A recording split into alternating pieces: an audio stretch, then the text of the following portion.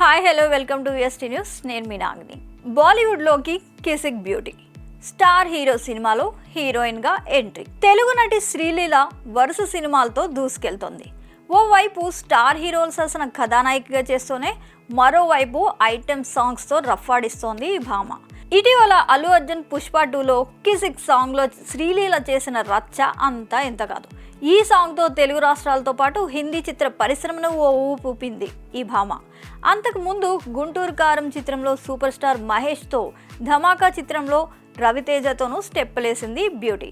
ప్రస్తుతం Sreeleela Nithin Robinhood, power star Pawan Kalyan Bhavadeeyudu Bhagat Singh చిత్రాలతో బిజీగా ఉంది.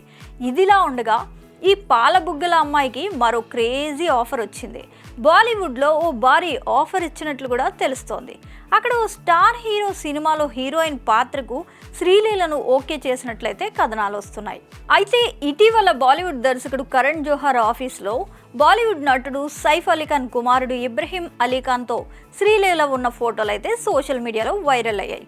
దీంతో వీరి కాంబోలో ఓ సినిమా రాబోతోందని వార్తలు చక్కర్లు కొట్టాయి. అయితే ఆ తర్వాత అవన్నీ రూమర్స్ అని తెలిసిపోయింది.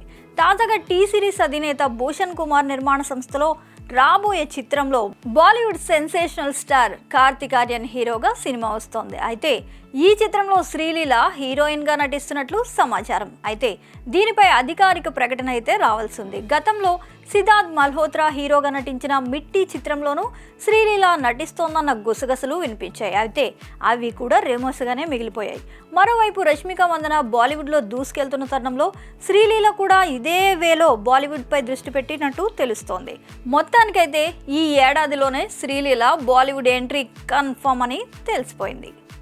Stay tuned to VST news. నేను మీ నాగిని. నిరంతర వార్తా శ్రవంతి కొరకు వీక్షిస్తూనే ఉండండి. మీ మా VST news. Please like, share and subscribe.